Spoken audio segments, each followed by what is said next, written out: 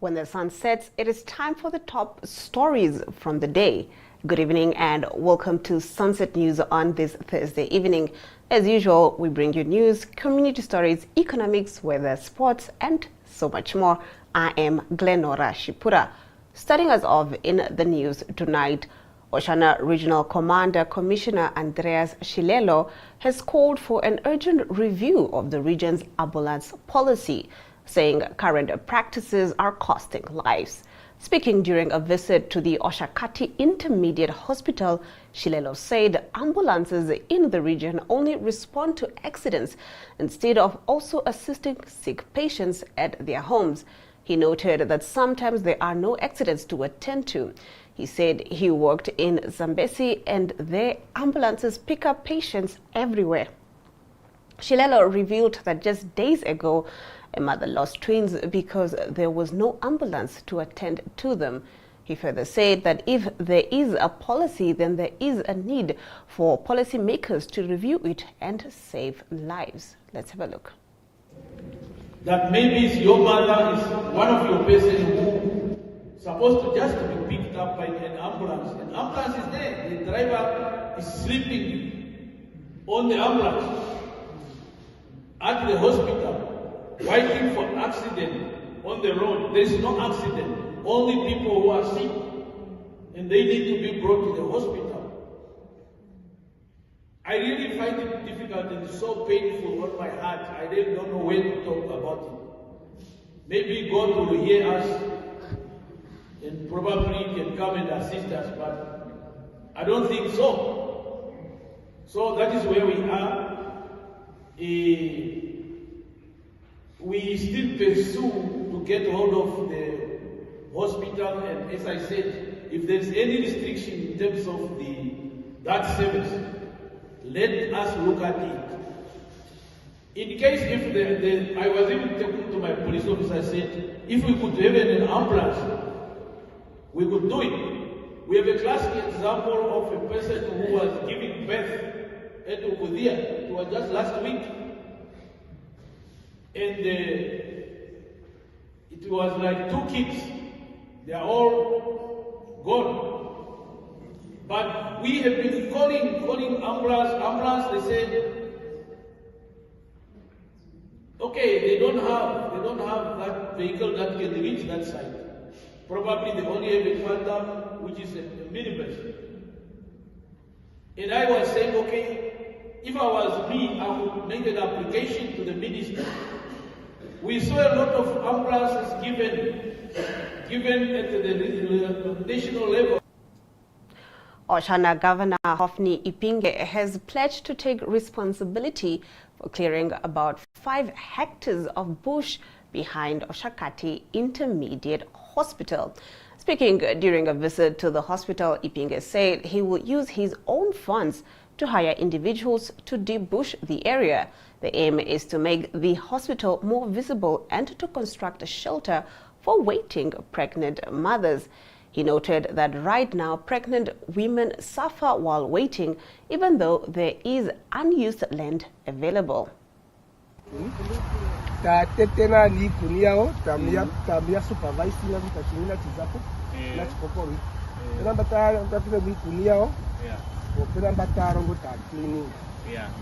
But that would be cheaper for us because the study bushing is part of the bushing. Yes. But on the Tangiapo Kamari Wakao, I think a week we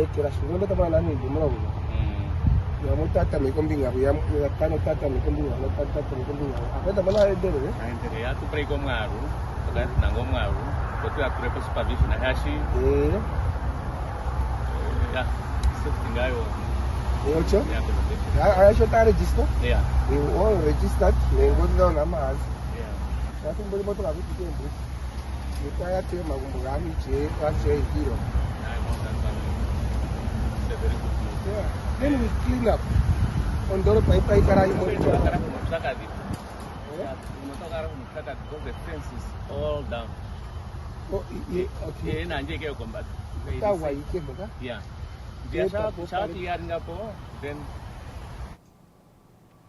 Network Media Hub NMH spoke to Ombili informal settlement resident George Kahure in Oshuarongo today, who said residents are often left without water for up to 2 or 3 months when communal taps break down.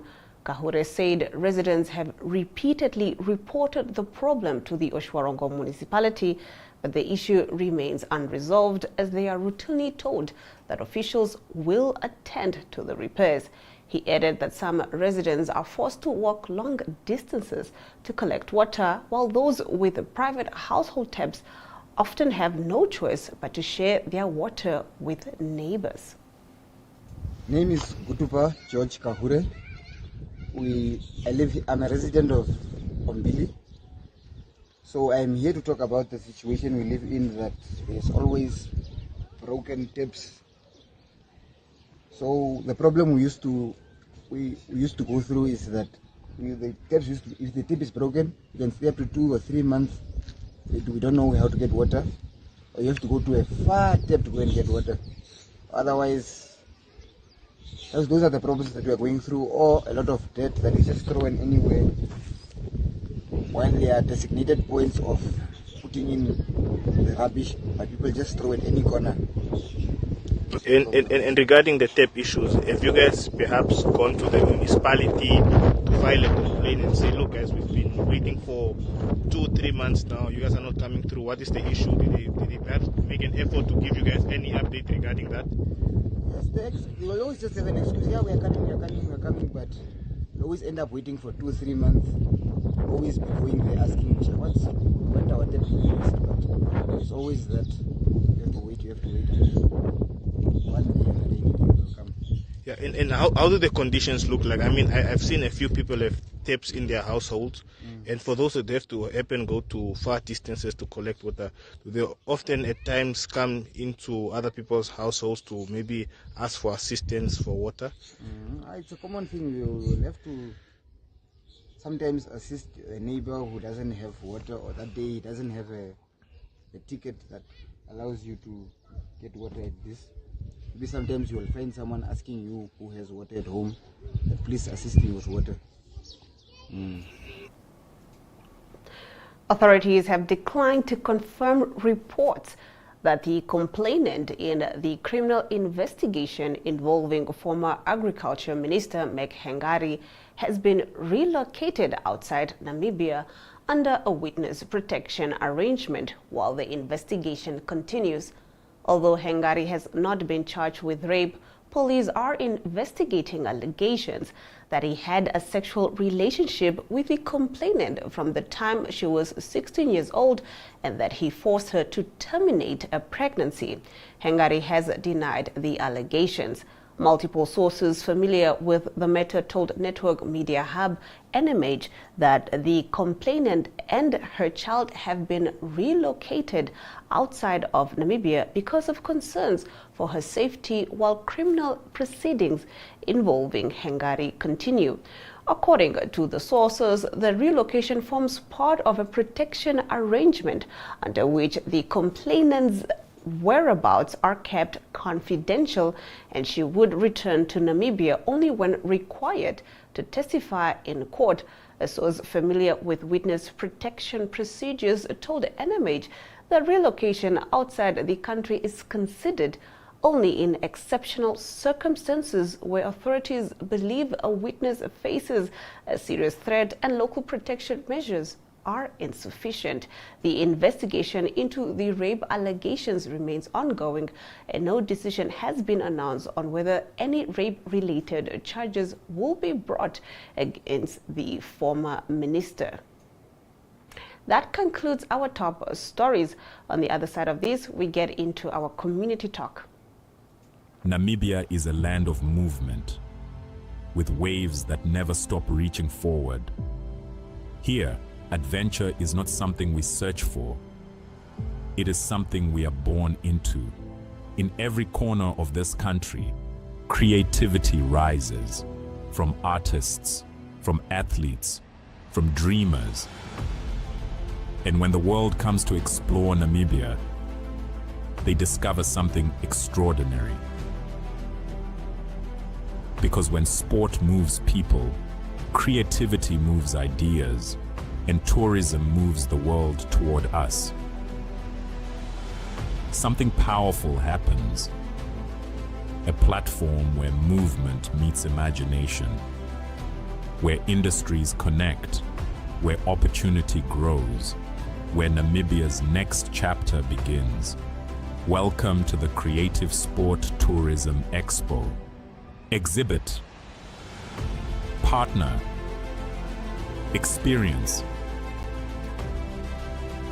Creative Sport Tourism.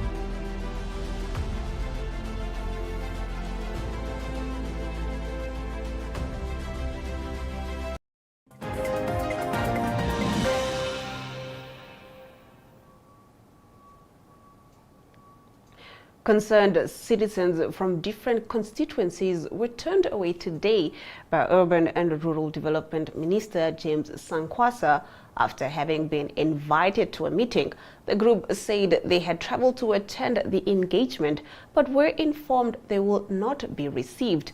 They are now demanding an explanation for the abrupt cancellation and have called on the minister to clarify why the meeting did not take place as scheduled. Let's have a look. Good morning. My name is Cecil Titus. I am from Groot Oak, the rural constituency. Here, where we are today is at the Ministry of Urban and Rural Development. We are a group of people from various constituencies, Moses Garowe, Tobias Ainyeko, Windhoek Rural, and Windhoek West, and even Samora Moshal Komasdal is also present. Karutura Central is here. The whole Windhoek is present. So we are here because we have issues in the city of Windhoek, and we want to speak to the minister with regards to issues which we have with the city of Windhoek. And for that, we have actually requested meetings with the minister, which they confirmed. His office confirmed yesterday and the day before that we will meet the minister today 10 o'clock. We were also informed that the minister will meet with the city of Windhoek as well as a group. We will meet with the city of Windhoek and then the minister together so that we can iron out whatever is supposed to be. But now when we came here, the minister then informed us at about 11:15 that the meeting will not proceed with us because that meeting will take too long and he will not be able to meet with us as the communities. So we have a problem that the minister for years, for months, we are having issues. And now Honorable Sankwasa is calling us to his office just to tell us to go home. So it's not fair what Honorable Sankwasa is doing to us. And we're also not certain that whatever they're discussing now on our behalf, whether he will still have the brain to listen to us, because early in the morning his brain would have been fresher. Now killing his brain up to 1 o'clock, he'll be hungry and he'll not be able to talk to us. So the concerns we are having is very serious.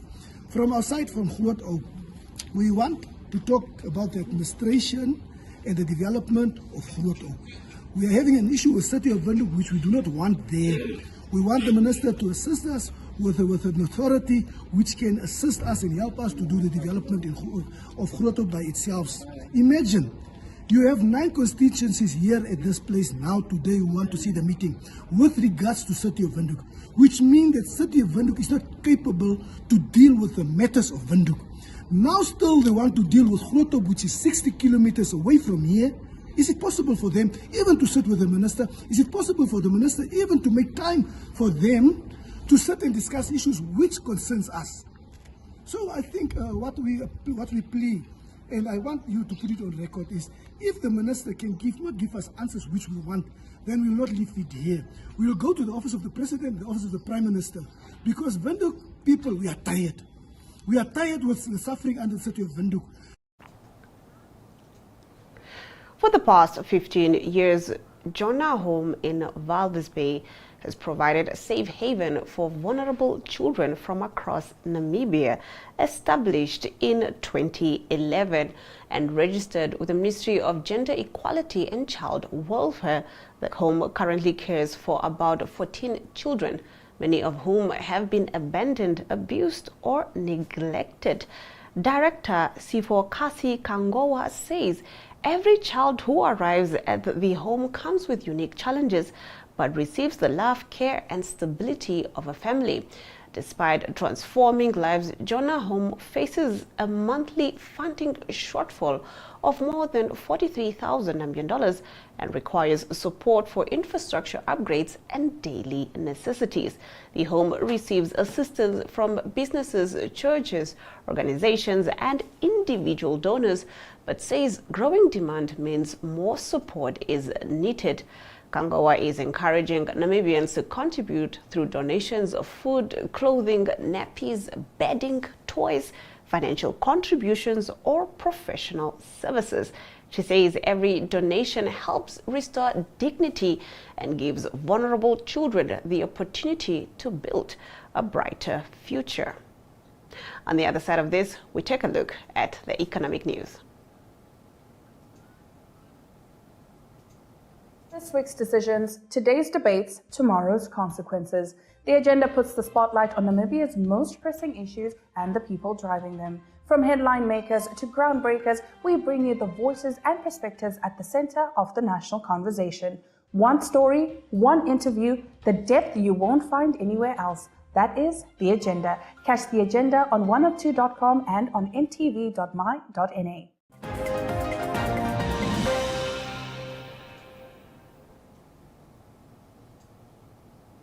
A Namibian delegation has visited a cattle auction in Angola's Kunene province as part of efforts to strengthen cross-border livestock trade and agricultural cooperation between the two neighboring countries.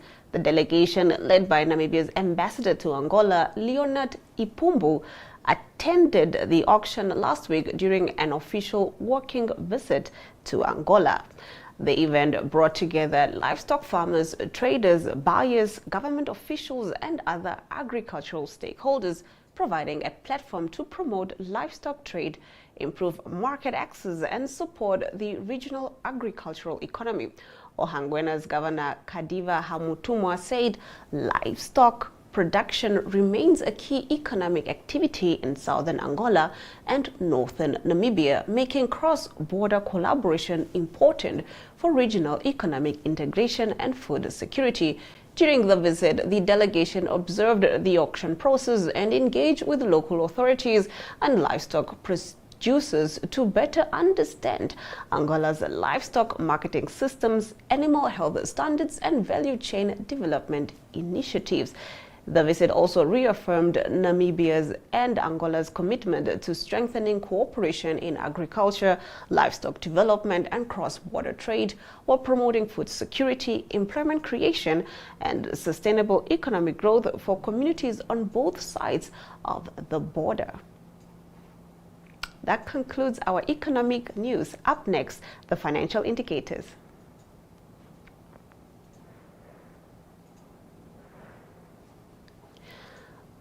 The Namibian dollar trades against the British pound at 22.10, against the euro at 18.71, against the US dollar at 16.32, and 2 Namibian dollars and 41 cents gets you 1 Chinese yuan.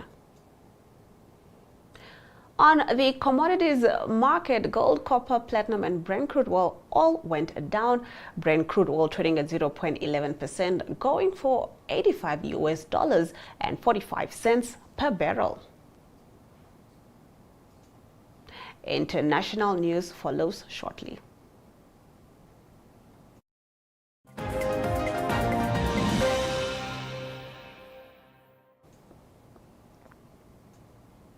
More than 800 wildfires are burning across Canada, with air quality alerts now extending south into multiple U.S. states. The air quality in larger parts of the northern states of Michigan, Minneapolis, and Minnesota is deemed hazardous by the U.S. Air Quality Index program, with people recommended to stay indoors. Alerts span the upper Midwest, the Great Lakes region, and into the U.S. Northeast. The U.S.'s National Weather Service, NOAA, said in an update on Thursday. There are currently 857 fires actively burning in Canada, including 23 new fires on Thursday, according to the Canadian Interagency Forest Fire Center. According to the Canadian Wildland Fire Information System, the vast majority of wildfires are burning out of control. The large cluster of fires affecting western areas of Ontario are responsible for sending thick plumes of smoke and poor air quality across Thunder Bay and Toronto, with lower concentration of smoke high in the atmosphere drifting over the Great Lakes and above New York with hazy skies. All right, that concludes our international news. We now take a look at the weather predictions for tomorrow.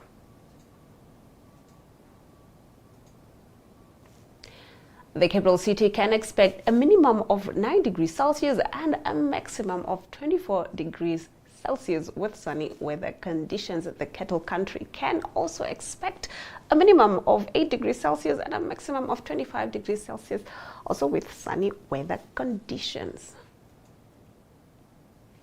Henties Bay can expect a minimum of 12 and a maximum of 18 degrees Celsius. Oranjemund can expect a minimum of 10 and a maximum of 20 degrees Celsius with sunny weather conditions.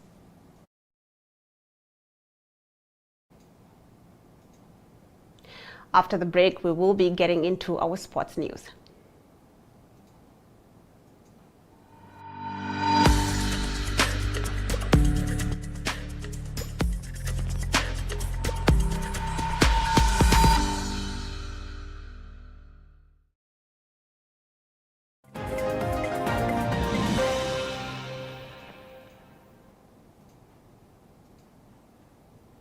We now take a look at the world of sports, brought to you by Ari Hohad, courtesy of Sports Rep. Good day, everyone. Time for international sports news, starting off with the FIFA World Cup being played in America at the moment. It is the FIFA World Cup for men, and the two teams confirmed to play in the final. It will be Argentina that will play against Spain on Sunday in the final in New York. What happened in the second semi-final? It was Argentina that beat England, and they beat them by 2-1 in Atlanta.